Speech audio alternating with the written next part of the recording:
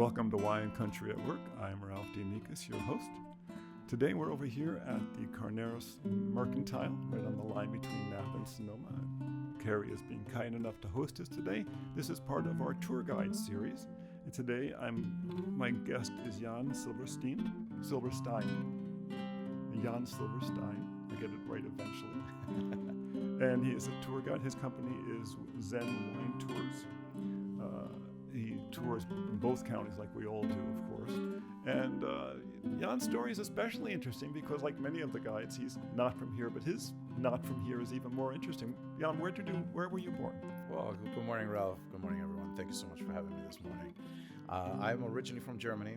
I was raised in Ecuador. So my teenage years I spent in Ecuador, and I've been here now 12 years in the States, and most of that time here in Napa. And I made this place my home. Now, I find it especially interesting. We were talking, of course, before the interview that your parents run a hotel on the Galapagos Islands. That is correct. Is one of the most remarkable places on the planet.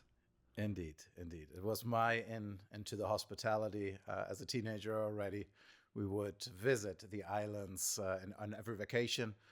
At the beginning, I was the kid, the owner's son, who was playing in the pool. And eventually I was the son that was helping out in the restaurant and at the front desk and, wherever it was needed. And it became my family business as well. Very interesting. And then the family went back and forth between Quinto and the islands. But it's also interesting that your father first went there for an education project between the two governments, between Germany and there. So he was an educator first before he moved into business. Mm-hmm. So that must have been kind of demanding because educators have a different way of approaching things. But on the other hand, the attention to detail, the need to instruct people on how to do things properly must have been, good education for you in some ways, because wherever you did it wrong, he would probably tell you. He was very clear about that. Yes, that's correct. My father moved us all to Ecuador for this development project and education between the German and Ecuadorian governments.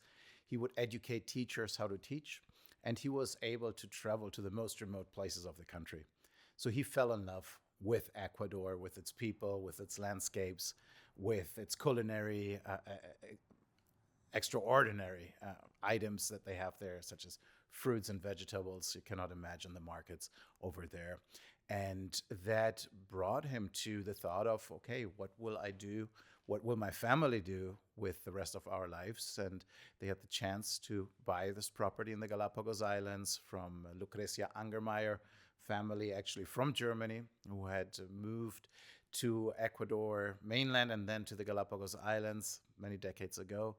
Lucrecia had started the little backpackers hotel, and my parents had the vision with people that were their friends back in the day. Not anymore, but that's a story for another day. And they purchased the hotel, started a travel agency, and things started rolling. And this has now been over 30 years. We moved out to Ecuador in 91, and the business was started in 1994. Well, it's remarkable because culturally speaking, I can't think of two places that, from my point of view, visualizing it, are more different from Deutschland and Ecuador. I mean, one is very Latin and very equatorial, and the other one is almost Nordic. I mean, you face onto the Baltic Sea on the northern edges. I mean, two very, very different cultures, and yet here they worked so well together. Well, that it was Ecuador was actually pure coincidence. It was a project that could have happened anywhere in the world where this kind of expertise that my dad had was necessary and requested. So Ecuador, yes, was a pure coincidence. And my parents, just fell in love with it. And they were travelers all their life. They used to travel to North Africa a lot in their youth. So we're talking 50 plus years ago. And they were always adventurous. So Ecuador was just another adventure for them that turned out to be their lives. Well, it must have been very interesting for you as a child and a young man, because at the hotel, you're not dealing with locals as much as you're dealing with people coming there from all over the world. So you must have had a lot of contact with international guests. It was one of the things that really started my whole hospitality happiness, if I can call it that. Because, yes, I was always a curious child, always a curious teenager. I wanted to explore things, see things. And the Galapagos, just like Napa, is a place where visitors from all over the place come to. And I could experience cultures from all over the world right there. I could experience the languages from all over the world right there in the Galapagos Islands and share the beauty of the islands with my guests that we had back in the hotel, just as I'm doing it today here in the Napa Valley. Well, it's interesting because, like my wife Lonnie, she grew up in a German-speaking household. You both did, so you heard German at home. For you, you heard Spanish out in the world, but you must have heard all these other languages, and your English is like a native. Where did you learn English? Thank you very much for that compliment. Well, I was going to a German school in Quito, so English was just a part of the curriculum from 5th grade on, all the way till 13th. And then my first studies in Germany, they were at a hotel where I was, going through all the stations of the hotel, from housekeeping to front desk and everything in between. And as the son oftentimes does, yes. I had to, yes. This was kind of like in preparation to take over the family business one day, right? Then my second studies were actually also in Germany, where 75% of the curriculum was taught in English. So that was kind of like that second level, kind of like, tracking backwards. When I was as a young adult or child in the Galapagos, I would hear, of course, those languages, but I was not actively speaking. So this really came through the career. And then, marrying a beautiful Californian who refuses to learn any other language because she has her German and Spanish translator in me. Yes. And it forced me to speak English if I wanted to be with her. And nowadays, of course, it's of huge benefit. And of course, I'm saying that with a little wink of an eye, but being here in California, that's when I was really able to learn the language, because I've always been someone, as I said, an adventurer, and I just go head forward. I just dive in. And when I had just gotten my green card here in the U.S., the first thing that my wife did was we were spending an afternoon at Cakebread, where she was a club member, Cakebread Winery here in Napa. And she asked the hosts, what did we have to do to get a job at the winery? And I glanced at her at first and said, what are you doing here? Because I knew that it wasn't for her. So, but then again, I rolled with it, and 2 weeks later, I was standing on the other side of the table, and I had my first hospitality job in Napa. There was a lot of repetition, of course, because Cakebread is a little bit of a larger winery, so you kind of like had your 45-minute story that you were telling the guests, the visitors, but I also kind of like wanted to learn a little more. So I had one host, Greg Imbach, who I highly, highly esteem till today. He is incredible. He was my tutor there, so I could ask him the questions. And all of this process just improved my English significantly over time. The repetition of telling the same story over and over, the possibility to ask questions to my tutor, and having the surroundings and being immersed here in California. Yeah, answering questions for people, having to respond here, and it's very, very important. It's funny. I'll tell you a funny story about Cakebread. We used to produce what was the top-selling wine tour app in the world when the App Store first opened, and after pages like in the Napa app, we had one for both counties. After things like how to arrange a wine tour, the top most visited page was Cakebread. Mm-hmm. And it's because they sold into restaurants so often, and it's such an easy name to remember. And the kind of people who came here were the people who had iPhones. Mm-hmm. So when they went looking for wineries that they recognized, Cakebread came up so often. Yeah. And it is a great winery. There's so much history to it. I mean, it started in, 1972, 1973. when the rush of buying a Napa wasn't even a thing yet, and they just wanted a visitor's home or a home for the weekends from their repair shop down in Oakland. And they built something incredible. Yeah. I mean, and a big vegetable garden. They wanted a big vegetable garden. Yes, Dolores she wanted a big vegetable garden. yeah. Jack wanted the wine and the vineyards. Yeah. Dolores wanted the vegetable garden. And they combined it with the culinary experience, food and wine. It just works together. Yeah. It's just a match made in heaven. Yeah, it was very much a family, still very much a family business. Still is, yeah. The sons now, or the children now took over and are running a very, very successful business with the wine, as you said, sold all over the country and in restaurants and retail shops. It helps to have a name that's very easy to remember. Indeed. Not a bad thing at all. Now, it's interesting you were saying about curiosity and also the willingness to step into things, because those are both very necessary in hospitality, but especially necessary in someone who's a tour guide, because you're out there by yourself with your clients. You're having to kind of make it up as you go along many times, and you have to encounter new people all the time. And I think that early training at the hotel was something that allowed you to feel comfortable with that. I think the multilingual quality is also something that all the wineries are always looking for, because we, like in the Galapagos, we get people from all over the world. Now, I believe you were at Bell for quite a while, because I was texting back and forth with Kerry, and I said, "Oh, I don't know if you know Jan." He said, "Of course I know Jan. He was at Bell, and that was one of their favorite wineries." And how long were you at Bell? Yeah. So, let me give you the full picture. So I started please. at Cakebread. I like the details. Was there? Yeah, wonderful. I was there for a year at Cakebread as a part-timer, originally just for the season, and then they asked me if I want to stick around and keep working for them. Then I moved on to a much smaller winery called Porter Family Vineyards in Coombsville, which is still one of my absolute favorites to go. Just everything fits there. Team, wine, location, family, story. And then I left Porter Family to return to my family business, as I had promised my parents that I would return after 2 or 3 years. I tried it. It didn't really work out for a multitude of reasons. And then I looked around a little bit, because I was still living here in Napa, and I had the wonderful opportunity to talk to Anthony and Sandra Bell, and they hired me relatively quickly after our first conversation, which was very, very exciting, with Anthony Bell being one of the godfathers of the clones here in Napa, of course.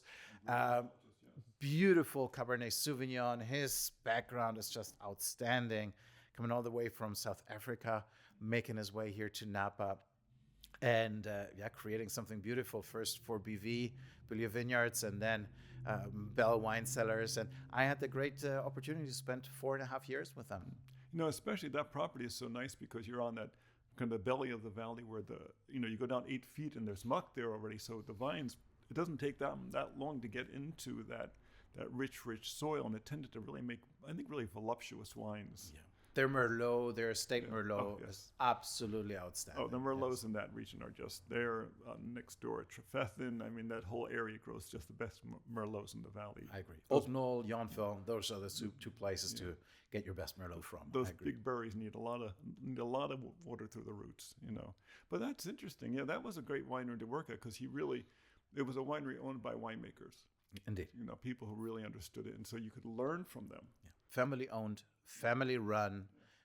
Anthony being there 5 days a week during the slow season, 7 days a week, 18 hours a day during a harvest season. Right. Right now we're in harvest, in fact, so that you can hear. We had to move our spot here inside the Mercantile, because if we were closer to the window, we'd be hearing the trucks going past. And we got here this morning. They were just the big trucks were pulling into the workyard across the street, coming back from the overnight picking.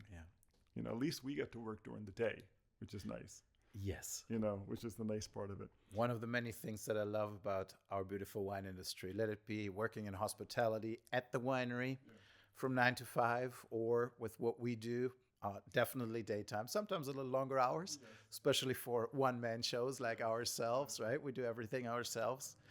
It's a beautiful thing to have dinner with the family in the evenings. Yes, it's nice. It's nice to be in a travel business where you still get to sleep in your own bed. Yeah, that as well. Yes. You know, of course, when you get home, sometimes you can't talk because you've been talking all day. And in these days, it's interesting too because the industry has changed quite a bit. Now, a standard tour is 3 wineries, sometimes 2, but usually 3 wineries. So it's more time within the wineries than it used to be. So we're going to take a little break now, and then afterwards, I think we're going to talk about what your feelings about wine, like what wines you like. I'm sure it's funny. Some tour guides don't even drink. I mean, some people you run into, they just don't drink a lot, or they don't know a lot about wine per se. But you started off in the tasting rooms. You've actually worked on developing that knowledge. So I'm very curious to hear about how you feel. But I'm Italian on both sides. All we talk about is wine. So we'll talk about that after the break here at Wine Country at Work. Come back, and we're going to continue our talk with Jan Silberstein, of Zen Wine Tours. But the third segment, I'll get Thank you. We will make it happen. Yes. Welcome back to Wine Country at Work. I'm Ralph DeAmicis, your host. Today we're talking with Jan Silberstein of Zen Wine Tours. And we're going to talk now about a topic that, for most tour guides, it's a favorite topic, which is wine. It's about the wines that we like and the wines of the region. And one of the things that came up was, we were talking during the break, was neither of us like over-extracted wines, which means we're obviously not old enough to like wines like that. Because I think those are old man wines where your palate's not strong, it's not sensitive anymore. But tell me a little bit about, we were talking about Cab Franc, and tell me a little bit about why that wine works for you and which ones work best for you. Yeah, well, I love wine to start with. I love the nuances, the different nuances of wine. There are certain wines that I favor, which Cabernet Franc is certainly one of them. I love the certain boldness to it without being over-extracted. So you get these fruit nuances in there, while you also have, in the great ones, a beautiful tannic structure, bright acid, a little brighter usually than Cabernet Sauvignon, I would say. And you can have these light green herbal notes, sometimes a little bit jalapeno, green bell pepper, that just give it another level of complexity into the wine. And so I would say the brightness and that level of herbaceousness, greenness makes it stand apart from the bigger, bolder Cabernet Sauvignon or the lighter, fruitier Merlots. It's kind of like that sweet spot for me. Well, it's interesting, a wine is really an example of the place. And so you have certain spots in both counties where you can grow a nice Cab Franc, but not every place, and not every place promotes it. But it's interesting, you were mentioning before about with Bell, for instance, how he came from South Africa. He worked his way through Bolu vineyards, and then he started producing his wines with his wife. That's the story that goes into that bottle. And we were talking about that during the break, that when you were in the tasting rooms, how it was really the story you were presenting to people. It wasn't at all about sales. It was about the experience. Yeah. And I thought that was such a beautiful concept. Yeah. What a beautiful way to approach wine hospitality. And then now going into the deepness of the flavors, realizing how many different layers there are there that people can experience if they just sometimes it's just mentioning it to them. Yeah. They don't notice it until you mention it to them. It does help. Wine tells you stories, and a bottle of wine, it's not just a bottle of wine. There's history to it. There's a vintage to it. There is a family behind it, especially the places that you and I take our guests to. We are specialized in those small family-run wineries that are off the beaten path, that guests may not find on their local store shelf or in their restaurant. Because what makes our job so interesting and also important is to be able to guide guests to those stories. So I never considered myself a sales guy. I always considered myself, and still consider myself, even with the tour company, a wine educator, first and foremost, alongside with hospitality at the highest level. And within that comes, of course, sharing stories about the ownership, about the property, about the history, and then, of course, also about the wine. I will never tell someone, you have to taste this. You are now tasting chocolate and strawberry and cherry. No, no, no. I like to steer guests into certain directions and allow them to find those nuances themselves, because all our noses and our palates are all different. We will find different things. Right? If I told you this tastes like strawberry, but you never had a strawberry in your life, you would think, well, what's this guy talking about, right? So kind of like steering people in the right direction. We have this beautiful thing that is called the aroma wheel, where you pretty much start with, okay, well, are you smelling flowers? Are you smelling fruit? What are you smelling? So, oh yeah, this is fruity. What kind of fruit are you smelling? Right. Are you smelling red fruit, black fruit? Are you smelling lighter fruit, tropical fruit? And then you can start narrowing that down. And it's not that I'm narrowing it down for the guest, but the guest himself is narrowing it down by my guidance, by my wine education. I actually created we created that at Bell Wine Cellars back in the day. We called it a sensory experience, where we put, about 50 little glasses with the different items, physical items, on the table. Poured wine into black glasses. You did not know what color that wine had. Wow. And then you allowed the guests to just purely by the nose, and then later on by the palate, and try to find, okay, what am I actually smelling? What am I actually tasting? And more often than not, a Chardonnay actually that is in the glass, people think that it's a red wine for a variety of reasons, and it just blows people's minds. And I actually still do these sensory tastings for small private groups nowadays. So I bring a couple of bottles from friends that were either gifted to me or I just have in my cellar, and I purchase them and I think they are fitting for the group, and create this little setup, and it's a lot of fun every single time. And it brings guests the nuances, the flavors, the taste of wine much closer. Well, you see, you still have the genetics of an educator. 100%. That's wonderful, because that's the German in me, I guess, right? That too, the educator. People don't realize that when they list the top reasons why people come to wine country, education is the number 4 reason. Wine is number 6. Oh, really? Yeah, people want to know more. They want it. 100, 200 years ago, all of our families worked on farms. Even a physician would still have a farm. An herbalist still had a farm. This was what we did. We were very connected to nature and to smells and to tastes. And now we live these lives that are in cubicles, are in high rises, and we're separated that. And so when they come here, it reconnects us with this ancestral self that we lived for thousands and thousands of generations. It's very important to people, to their sense of soul, I think. And I think one of the reasons why people come back. And it's so marvelous to see exactly that rediscovery of nature in guests' eyes. One of the things that I taught myself, because I often get the question, doesn't this get old for you? I said, oh, God, no, never. Every single day is different. We tour different routes. We go to different wineries. The landscapes change every single day. One day everything is green. Next day everything is yellow, red, and purple. And the other day everything is just bare and looks very ghostly. And sometimes it's on fire. And, oh my gosh! Here, knock on wood. Knock on wood.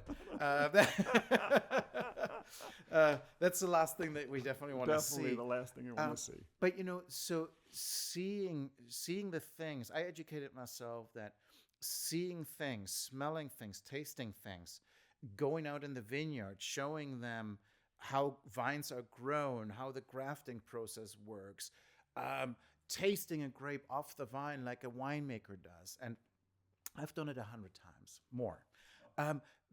But seeing it through their eyes, what they are experiencing in that moment, it makes me feel that reconnection as well. So it's slightly selfish when I educate my guests in a very, very good way, because it is something that keeps me excited, and it excites the guests, the way that I transmit it, because I'm seeing it for the first time too, exactly. just through their eyes. Well, it's interesting too. While we were sitting here up at the Mercantile, I was waiting out in front, and 3 people came walking by, staying over here at the Carnero Inn, and they were walking towards the door, and I was saying, "Oh, it's not open." And then Carrie came up and opened the front door for me, and so she invited them in, and they were here for quite a while. We got a little delayed getting started, in fact, but they were from the one woman was from Switzerland, her husband was from Colombia. And the other woman was actually a Californian who grew up in the Imperial Valley, so she grew up with the 2 languages. And so she had a bit of that accent from the Imperial Valley. Well, they had just been in Italy, in Tuscany, and they were now in Napa, and they were going to be going to France. One of the things I've always loved about this work is that many times when I'm educating people about wine, they're knowledgeable. They will come back with things, and you learn things from them about the global wine world. And you also learn from their experiences with the wine, how it affects them. Like you get that kind of emotional communication that's all in the body language and everything else. And I think I've probably learned as much from my guests over 20 years of doing this as I've taught them. I'm sure by this point, probably more from them. I absolutely agree. I learn every day. I learn cultural things every day. I learn historical things. I learn preferences. And one of the things, which kind of like, if I may segue here for a second, the wine industry in Napa, but globally, really, we are one. Yes, there's of course on the business side there's a certain level of competition, but we are one. We're thriving for the same goal. We're thriving for happiness, and we're working collaboratively. Let it be you and I as tour company owners, who are technically competitors, but we are not only friends, but I mean, we are now doing a little podcast, an interview together, which is incredible. And thank you again for that. But it goes much further. It goes to the winemakers sitting together on a regular basis and tasting their wines during a barrel auction week, and the hospitality folks at the wineries having a group. Let's Bang, for example, by appointment network group. So all the small wineries get together. The Napa Valley Hospitality Forum, and there are so many more. Just here in Napa that we all work together, and I think that is a global scale. So I mean, wine is really the what holds the world together, and makes for a more peaceful and happy world. It's true. It's very true, because the communities tend to be very localized. We were talking before about how many people work remotely, and saying how our work is completely local. There's nothing remote about it. And wherever, because we tour in both counties, of course, wherever you travel throughout the county, when you talk to people within a winery, if I'm up in the Russian River, for instance, I'm chatting with friends up at like Linmar, for instance, not only do they know all the people in the wineries nearby, but they usually own vineyards nearby, and they grew up there, and they're connected in all these different directions, and they've gone from tasting room to tasting room. They meet up together. It's all these little communities. It's a little bit like they say, all politics is local. That people will hate their national politicians, but they'll like their local guy. It's the same thing. We're very much. Wine is definitely something that promotes the local community. It's.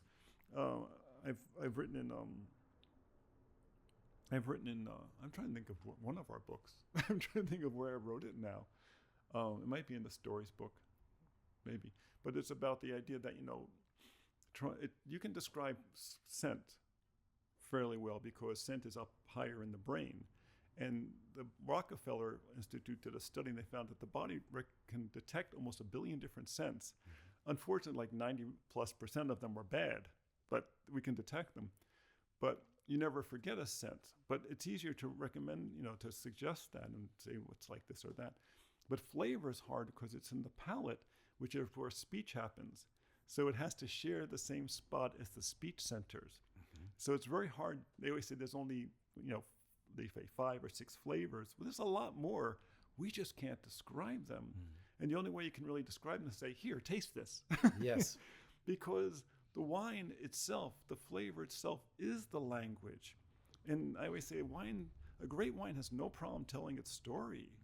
you just, especially if you give it a little bit of time, you let the wines open up and, have them with friends, and during a conversation, that wine keeps telling its story about where it's from and who made it and the families and the love that went into it. I think it's, it is something that, as people say, you shouldn't drink alcohol. I think they massively underestimate the importance of wine. It's one of the most, every time we turn around, some archaeologist finds a more ancient example of wine being made. Way back into the Paleolithic period at this point, 14,000 years ago. This is the Paleolithic period. They were making wine. Of course, realize that when the Westerners arrived here, the people living here in Napa, the Anosai, and the tribes in the Pomo and such, they were basically still in the Paleolithic period. They were still basically in the Stone Age. They had no steel tools. So that had not really disappeared globally. But they were people who had an incredible understanding of plants. Yes.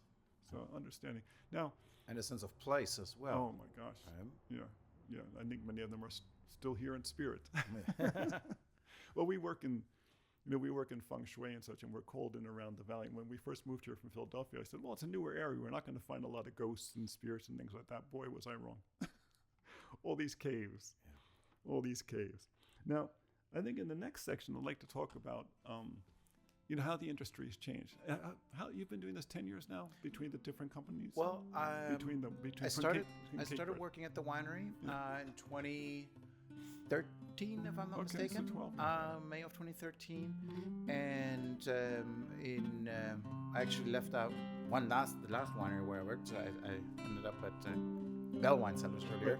I did where my last job was at 7 Apart, which is a brand new winery with the 2013 and 2018 being their first vintage. I worked with them for 2 years until summer of 2023, and started my tour company that same summer, and started operations rather. So I've been doing this for 2 years, but I've been in the wine industry a total for 12 years, and I've been in hospitality about 30 years. So we're going to take a little break now, and then we're going to come back and we're going to talk about the industry here at Wine Country at Work. Welcome back to Wine Country at Work. I'm Ralph DeAmicis. Today I'm talking with Jan Silberstein, who is the owner and tour guide at Zen Wine Tours. And he's been in the industry now a dozen years. That's a Jupiter cycle, which is, if you remember when you turned 12, what a wonderful year it was, because it's a time of great growth spurt. So maybe your business will go through a nice growth spurt now, which is always something business owners love. And we're going to talk about how the business has evolved over the 12 years. And in between there was the quake, right?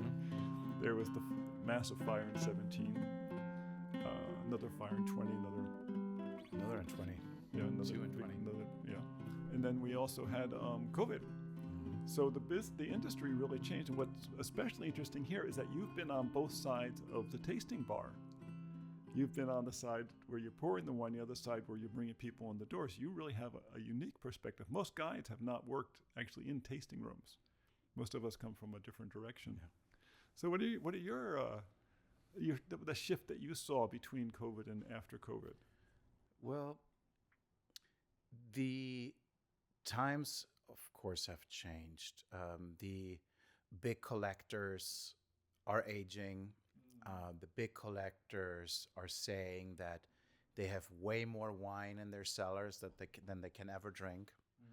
What I answer to them is, well, look at your wine cellar as a living piece of art and a living piece of history, because you take something out, you add something, things shift, and you will always be able, as you look at a beautiful painting, like we are here at the Carrier's Gallery, you can see these different pieces of art. And yes, it changes. So that is kind of like my drive towards the big collectors.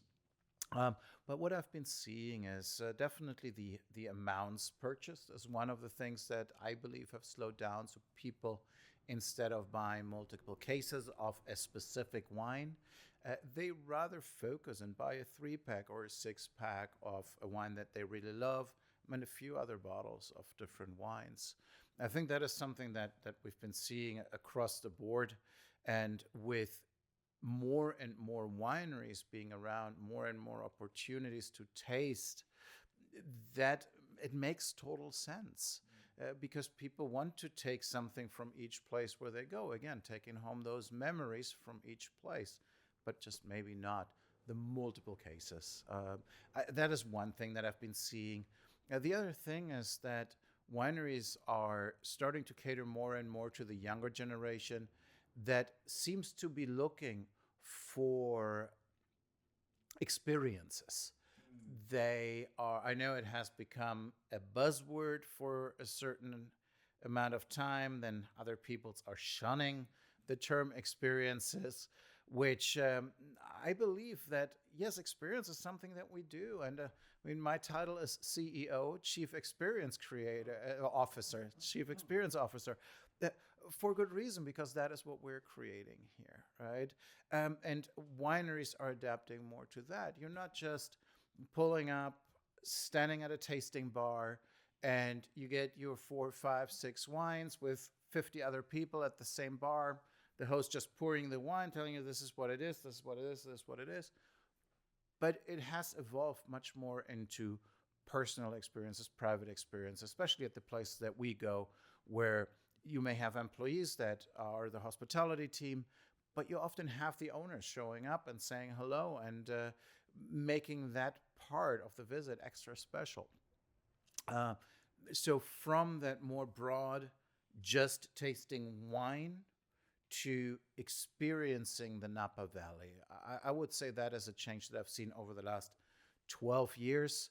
And well, COVID was, of course, a huge cut into the flow of the Napa Valley because all tasting rooms had to close. Visitation went down to 0 in early 2020, and then slowly started reopening towards the end of 2020, I believe, if I remember correctly, only to be shut down again.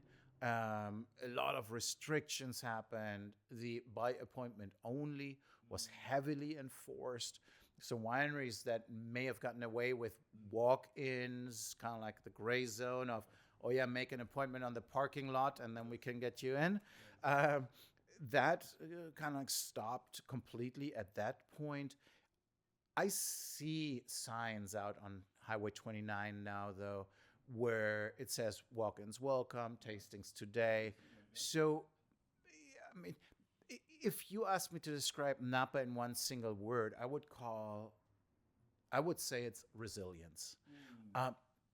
Napa is able to reinvent itself, but also embrace those cycles with the difficulties that we had in 2020. But what did we do? We did a bunch of virtual tastings. We reinvented ourselves. We found the possibility to still bring Napa to the guests while they were not able to come to us. And then once the world opened again, well, we would welcome the guests. I think 2021 was the very, very best year that Napa has ever seen. I was fortunate in working at a very high-end winery from that summer on, and that season was the best that I have ever experienced in terms of visitation. And we just opened the tasting room at 7 Apart, so it was an absolutely incredible year. Same with 2022, and now things are starting to normalize again. Again, with walk-ins welcome, with the wineries, kind of like finding their way again. So it was kind of like, okay, let's clean the slate for a little bit, and let's see what worked in the past, what we think will still work in the future, and at the same time reinvent ourselves and create new experiences for our wonderful visitors, young and old. Tasting rooms in downtown Napa. Highest density in the world, yes. You have several in Yountville. Yesterday, I was just at Hope and Grace. Oh. They moved into a new location. Oh, where did they move to? The Old Gerard, just by the gas station in North Yountville. Right, exactly. I knew he was talking about he was going to move soon. Yep. So he is right there across the street. You have a Ciccio that just reopened with Chef Costo. Ciccio was had to close, unfortunately, during COVID.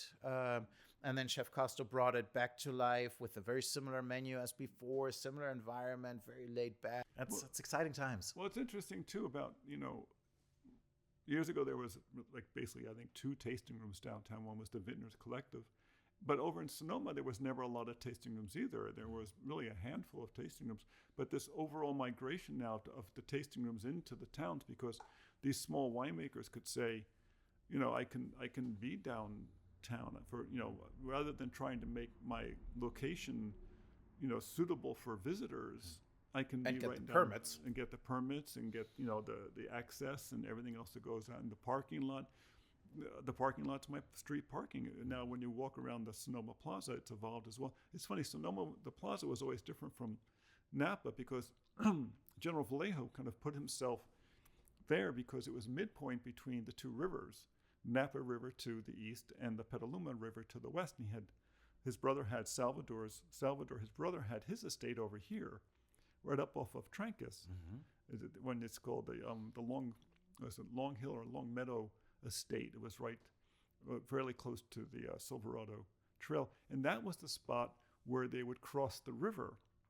When they had to drive horses from Sonoma to Sacramento, Trancas meant the crossing. And they would drive the horses up to Salvador's house, spend the night there, and then they would cross the river there on the way out to Sacramento.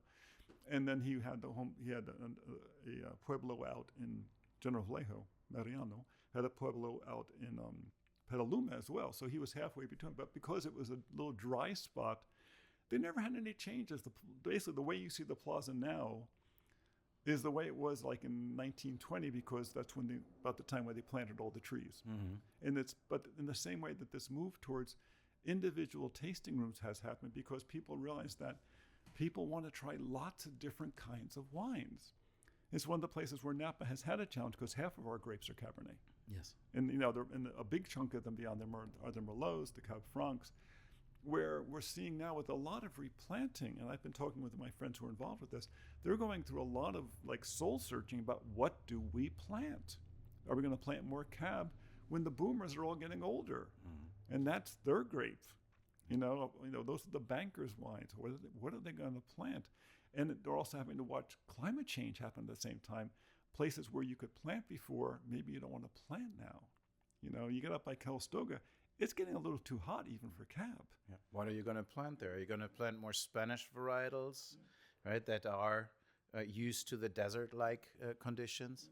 And then what you mentioned, the boomers getting into the age of, yes, we have so much wine, and we don't buy as much anymore. The young generation, to get them really interested, what I'm seeing is a high interest in more a natural, minimal intervention wine. I mean, we have more information at our hands with our little devices than any generation before us. So we can do a lot of research up front and what is in the product that we're actually enjoying. So I believe that a lot of winemakers, that may be another change, are really focused on keeping their vineyards super clean and minimal, if any, kind of pesticides, usually using natural options.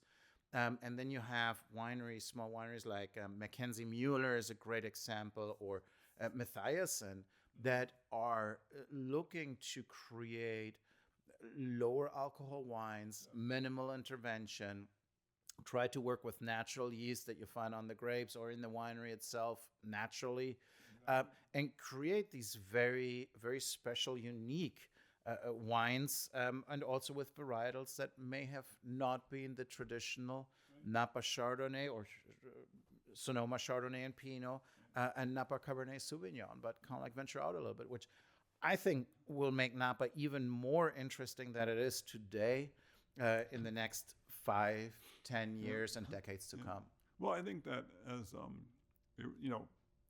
as people get older and each generation ages, wine becomes more attractive. Because we get the aches and pains that come with working too hard and living too hard and hurts of the soul and the heart and all the other things that wine happens to make better. Oh, 100%. And as time's going on, people are saying, "Oh, no alcohol." Yeah, but wine is food. Yeah. Wine, that's one thing the Italians always say, well, wine is food. That's why the Italian wines are all made to go along with the food. That's why they don't drink well by themselves. Maybe also the reason why it's so hard to grow them outside of Italy, that they have to kind of go with the Italian foods.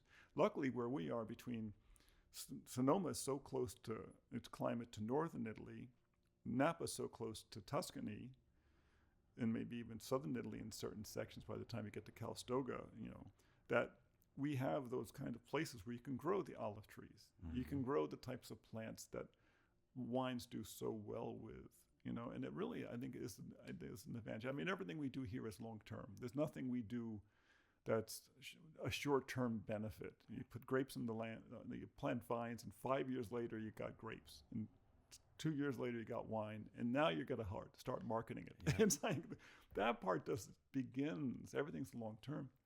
So in terms of the long-term strategies,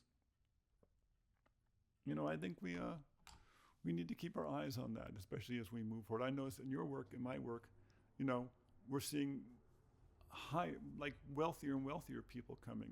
Our demographic has shifted up, especially here in Napa. Sonoma hasn't shifted as much. It's still very much a locals place for the Bay Area. But Napa, the demographic has really shifted up. Mm-hmm. Yeah, I agree to that. The one thing that I think changed, though, is that now we also have a wealthy demographic that are in their 30s, that are young bankers, that are young investors, that are young tech people, that have the financial means to acquire fine wine and are super interested and curious about it. So yes, we need to think of a 5, 10, 20, 50-year strategy, because the life cycle of a vine is 25 years plus, and then add 5 years to get a first production again. So we always think in much longer terms than a quick turnover. I'm actually just reading from a fellow winemaker, rather, and he has this beautiful book, Harvests of Joy, Robert Mondavi. Absolutely beautiful, very objectively written. And one of the last chapters where I'm at right now, he's talking about exactly that. He's talking about big investors at his time that were starting to come in and buying wineries and thinking that it's a quick turnover, just make some money in a few years and sell it off and take the profits home. But that's just not how the wine industry works. And that applies not only to the wineries, but that applies to every sector of our beautiful valley. So we got to think ahead. And I'm in my mid-40s, so I hope that I have another 20, 30 years to do what I'm doing, because I love it so much.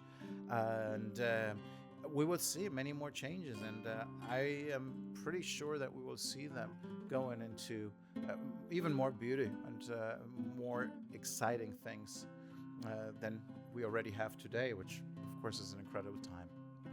Well, that's a wonderful sentiment to end our interview with Jan Silberstein from Zen Wine Tours. Jan, thank you so much. This was a fascinating interview for me. Thank you very much. This is Ralph DeAmicis here at Wine Country at Work. You can find us at winecountryatwork.com. And come back next week and we'll see who we're going to be talking with then.